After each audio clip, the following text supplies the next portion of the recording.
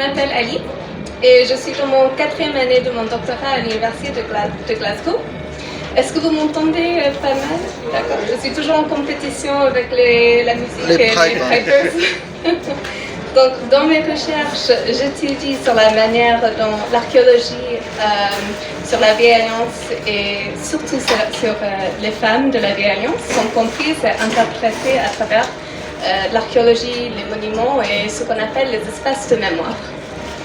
Je travaille sur les théâtres de la mémoire dans le cadre de la Vieille Alliance pour ma thèse sur les femmes de la Vieille Alliance et comment elles sont commémorées.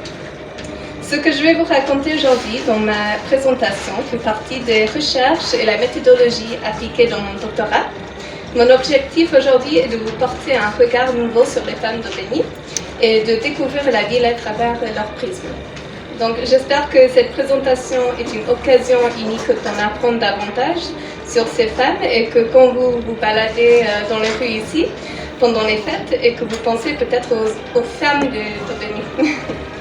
Il ne vous surprendra sans doute pas que ces femmes, comme les femmes en général, soient rarement mentionnées lorsque nous évoquons la Vieille Alliance. Pourtant, elles ont toutes joué leur rôle, que cela ait été consigné ou non dans nos livres d'histoire ou dans notre histoire orale. En archéologie, notre culture matérielle et notre architecture peuvent porter des histoires des personnes impliquées dans leur création et leur usage, indépendamment de l'histoire écrite ou racontée, qui a pu les exclure ou les oublier. C'est pourquoi j'aime considérer les archéologues comme des détectives du passé. Nous cherchons à résoudre et à retrouver les informations manquantes de notre histoire, même si nous aussi, on peut être victime de nos propres bias. En tant qu'êtres humains, nous laissons tous derrière nous une trace matérielle, la preuve que nous aussi, nous avons existé et que nous avons tous joué notre rôle dans l'histoire. Donc maintenant, je vais vous expliquer un peu ce que je fais et le contexte des recherches. Je vais vous parler de 3 dames. Anne Stuart, Jacqueline Stuart et Louise de Querouaille. Pour raconter les histoires d'Anne et Jacqueline Stuart, il faut parler un peu sur les hommes de leur vie et surtout sur Robert Stuart. Devant vous, vous avez des photos des bâtiments ici à Aubigny. Et sinon, vous partagez. Sur les pages 1 à 3, vous verrez les photos de la maison de François Ier. Ce qui va nous aider à envisager ce dont je vais vous en parler aujourd'hui pendant ma présentation.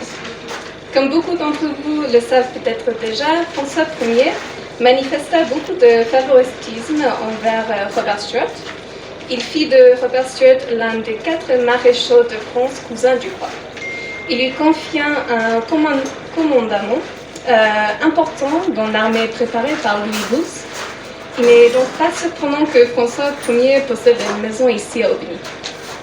Si vous regardez les photos sur vos papiers, vous verrez la richesse et les détails complexes du bois, les échelles, les iconographies royales, les plantes et les animaux qui symbolisent l'abondance. Et bien sûr, la charité de Saint-Martin, très justement placée près de l'église Saint-Martin. Vous avez aussi bien sûr le portrait de François Ier. Étant donné que Robert était un favori de François Ier, il n'est pas surprenant que cette maison ait bénéficié de décorations de financement exceptionnelles. Cependant, la fascination et l'attention portée à ces femmes, Jacqueline et Anne Stuart, intégrées et autour de la reconstruction d'Aubigny-sur-Mer après l'incendie de 1512, ont non seulement permis de maintenir leur mémoire vivante ici, mais montrent aussi que la culture matérielle en archéologie empêche leurs souvenirs de disparaître ou de s'effacer, contrairement à ce que peuvent laisser penser certains livres d'histoire. Donc, avec les iconographies et les armoiries de Stuart qui relient constamment les 2 cultures, française et écossaise, j'aime imaginer que les 2 figures, désormais effacées et placées sous la tête de François Ier, représentent soit Robert et Jacqueline ou Anne, ou même soit Jacqueline et Anne. Il signe que Robert commémorait et gardait vivante la mémoire des 3 personnes qui lui étaient les plus proches, et peut-être celles sans qui n'aurait pas eu autant de succès dans son époque. Dans mes recherches, je reconnais que c'est difficile de parler seulement des femmes sans leur mari ou leur père. C'est quelque chose qui est très compliqué, surtout parce que souvent elles sont nommées comme femmes de ou mères de quelqu'un. Leurs histoires ne sont malheureusement pas indépendantes. Si vous tournez encore une fois vos papiers à page 4, vous allez trouver la maison du Bali. Encore une fois, nous voyons la commémoration de François Ier avec la représentation d'une salle à monde et celle de Robert, Anne et Jacqueline avec leurs initiales et armoiries.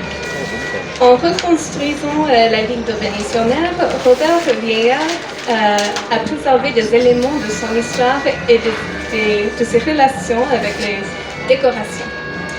Tout cela contribue à l'idée de théâtre de la mémoire dont je vous ai déjà parlé tout à l'heure. Ces rues et cette architecture racontent une histoire et conservent des souvenirs.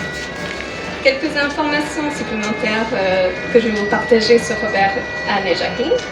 Robert épousa sa cousine Anne Stuart, fille unique de Béraud Stuart et Anne de Beaumont, vers 1499. Bien que la date exacte du mariage soit incertaine, Anne Stuart semble être décédée jeune, fin 1516 ou début de 1517. Son testament dicté au notaire Jeanne Lauvergeat demandait qu'elle soit enterrée dans l'église d'Aubigny devant le maître-autel. Une autre dame, Stuart, qui souhaitait donc être inhumée dans l'église d'Aubigny. L'autre, c'était Anne de Lacueil, qui a aussi demandé que lorsque sa mort, son cœur soit enterré dans l'église d'Oison et que son corps repose dans l'église d'Aubigny. Le 15 juin 1527, seulement 10 ans plus tard, Robert se remaria. Sa seconde épouse, Jacqueline de Lacueil, venait d'une ancienne famille d'Auvergne. À cette date, il est consigné qu'ils reçurent la seigneurie de Beaumont-le-Roger en Normandie. Bien que nous sachions peu de choses sur Jacqueline de Lacueil, il est juste de supposer qu'elle a joué un rôle similaire à celui d'autres femmes influentes de l'Europe moderne. Nombreuses sont celles comme Marie Stuart et Catherine de Médicis qui utilisaient la cartographie politique de leur foyer pour influencer et soutenir les actions qu'elles favorisaient. Bien que le rôle actif de ces femmes et de leurs dames d'honneur ait souvent été ignoré ou manipulé par les hommes de l'époque, et que les historiens, malheureusement et peut-être sans le savoir, aient répété des scandales et rumeurs comme s'ils étaient des vraies histoires. Cela influence fortement notre compréhension des rôles que ces femmes ont joués en préservant le bias plutôt que la vérité. Donc, le rôle secret des femmes dans les cours européennes au XVIe siècle consistait à tisser des liens entre les personnes de rang et à influencer les décisions profitant à elles-mêmes et à leur maison par l'intermédiaire de notes et lettres secrètes échangées entre leurs dames de leur maison.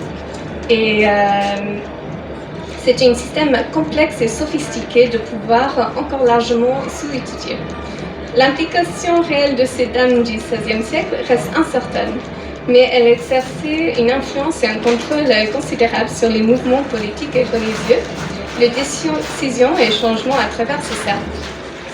En 1540, quelques années avant la mort de Robert, Jacqueline de Lacueil adopta sa demi-sœur Anne de Lacueil, peut-être suite au décès de leur mère Anne Disney. Cela permit à Jacqueline de transmettre sa part des biens de la famille de Lacueil à Anne et de préparer son mariage avec le petit-neveu adopté et héritier de Robert, John Stuart. Ainsi, bien que Robert soit décédé sans descendre de ses deux mariages, Jacqueline a pu assurer la continuité des Stuart à Aubigny et avec eux l'héritage de la famille de Lacueil. Donc les femmes de cette époque détenaient plus de pouvoir qu'ils n'ont souvent reconnu. Anne Stuart et Jacqueline Stuart étaient des femmes influentes et puissantes. Elles ont fourni à Robert les moyens à la richesse supplémentaire et les connexions qui lui permirent de faire progresser sa carrière et de garantir la succession de Stuart à Aubigny. Bien qu'un peu plus loin, au château de la Verrerie, dans la galerie Renaissance, on retrouve les armoiries de Robert et Jacqueline. Les documents historiques montrent que la galerie fut construite entre 1516 et 1531 et probablement plutôt entre 1525 et 1531.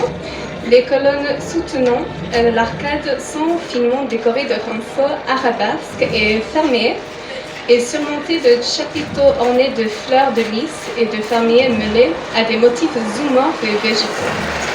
Aussi dessus de chaque pilier de la façade de la galerie, un médaillon de marbre sculpté représente le buste d'une jeune femme entourée d'un cadre orné.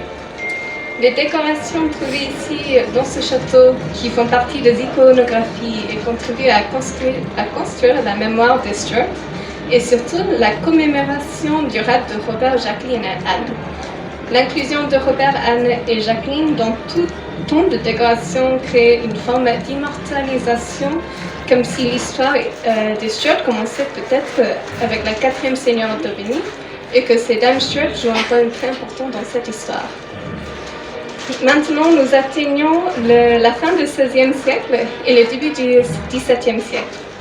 Bien qu'elle ne soit pas un Stuart par naissance, en 1673, Louise de Querouaille devient duchesse d'Aubigny, un titre offert par Louis XIV en récompense de ses services comme espionne à la cour de l'Angleterre. Dans sa jeunesse, malgré ses origines nobles, elle connut des difficultés financières. Presque dans la pauvreté, elle fut nommée dame de compagnie d'Henriette Anne, épouse du duc d'Orléans et frère de Louis XIV et sœur de Charles II. Cette position lui permit d'accéder à des cercles extrêmement influents, notamment les rois de France et de l'Angleterre. Louise maîtrisait parfaitement son art. Elle espionnait pour Louis XIV à la cour anglaise et fut la maîtresse favorite de Charles II d'Angleterre. On estime qu'elle pouvait gagner jusqu'à 20 000 livres par an, soit l'équivalent d'environ 3,5 millions de livres aujourd'hui, ou presque 4 millions d'euros. Il est également probable qu'elle recevait encore 18 000 supplémentaires de la couronne française, soit encore un peu moins de 4 millions d'euros aujourd'hui. Non seulement Louise venait d'une famille élitiste en déclin, mais elle a réussi à remonter au sommet, non seulement pour elle-même, mais aussi pour sa ligne. Elle passa de dame de compagnie à maîtresse de Charles II et espionne pour la couronne française. Pour son fils, elle obtint les titres de duc de Lennox, comte de Darnley et seigneur de Trowbridge, tous des titres écossais, pour n'en citer que quelques-uns. Louise tirait les ficelles de la diplomatie et de la politique internationale entre la France et l'Angleterre. Elle participa à la diplomatie et à la politique liée aux guerres néerlandaises, à la tolérance du catholicisme en Angleterre et aux négociations des alliances anglo-françaises, pour n'évoquer encore que quelques-uns de ses réalisations. Malgré sa place ferme comme maîtresse du roi, la vie n'était pas toujours facile pour la duchesse de Portsmouth. Bien qu'aimée et écoutée par Charles, elle était largement détestée. Le public anglais la haïssait pour son origine française et catholique, et les aristocraties français méprisaient cette noble mineure ayant si rapidement acquis richesse et statut, et ceux de la cour de Charles étaient hérités par son pouvoir sur le roi et la politique, d'autant plus qu'elle agissait souvent pour les intérêts de la France. Il n'est pas surprenant que de nombreux historiens se soient concentrés sur sa virginité, sa sexualité, ses relations et ses rivalités avec d'autres maîtresses et dames de compagnie. Dans de nombreuses sources que j'ai consultées, un ton sous-jacent de misogynie et de sexisme semble occulter ses accomplissements et sa contribution à la politique de son époque. Ces récits peuvent facilement minimiser ses réussites et en 2026, j'espère que nous pouvons nous concentrer un peu pour réimaginer et nous souvenir de Louise, ainsi que des femmes que nous avons évoquées aujourd'hui comme des politiques et des dames diplomates de leur temps. Dans les années 1690, elle partageait son temps entre Paris et son domaine d'Aubigny. C'est ici qu'elle prit conscience de la pauvreté vécue par ses tenanciers et habitants, particulièrement après un terrible gel en hiver 1692, Elle écrivit au contrôleur général des finances de suppliant de réduire leurs impôts et d'exonérer les anciens soldats de toute taxe. Elle se préoccupait non seulement de leur bien-être, mais aussi de son domaine, insistant sur le fait que les habitants abandonnaient la ville et les terres, et elle a écrit que la campagne serait absolument ruinée si vous ne pourrez pas me faire cette faveur. Louise engagea de lourdes récompenses pour l'entretien de son domaine et finit par retourner en Angleterre en août 1698 pour demander à William III de rétablir ses pensions. Elle resta 5 mois fréquentant la cour et tentant de négocier avec le roi. Malgré ses efforts et bien que son fils ait servi avec succès sous William et vécu en Angleterre depuis 6 ans, elle ne reçut qu'une fourbaisse de 1000 livres. Quand vous vous promenez dans les jardins juste à côté, pensez à Louise car elle a contribué à leur aménagement. Inspirée par la création de Le Nôtre, le célèbre paysagiste à l'origine du style jardin à la française, ces jardins se caractérisent par une symétrie stricte de grandes perspectives axiales. Parmi les œuvres de Le Nôtre, célèbre figure Versailles, Vaux-le-Vicomte et les Tuileries. Ces jardins évoquent le romantisme du paysage français du XVIIe siècle, avec des conceptions symétriques, particulièrement sur le côté de l'école primaire, avec l'allée bordée des arbres qui guident votre promenade. Donc, j'espère que j'ai réussi à vous montrer que ces femmes étaient bien plus que ce que racontent les historiens. Elles furent politiques, diplomates, éducatrices et contribuant à la consolidation de la vieille alliance et, dans le cas de Louise de Querouaille, à celle de l'alliance anglo-française. Bien que l'histoire écrite ait choisi de ne pas le documenter ou de le faire de manière inexacte, nous pouvons constater qu'elle était plus que ce que l'on désigne souvent par mère, épouse ou simplement des femmes. Mais si nous ne nous souvenons pas toujours d'elles avec exactitude, leur mémoire continue dans les espaces d'architecture et dans l'art, dans les espaces de ce qu'on appelle les espaces de mémoire. Bien qu'elles n'aient pas toujours été écrites dans l'histoire, elles ne sont certainement pas oubliées et nous avons le devoir de nous en assurer pour l'avenir. Merci beaucoup. Merci.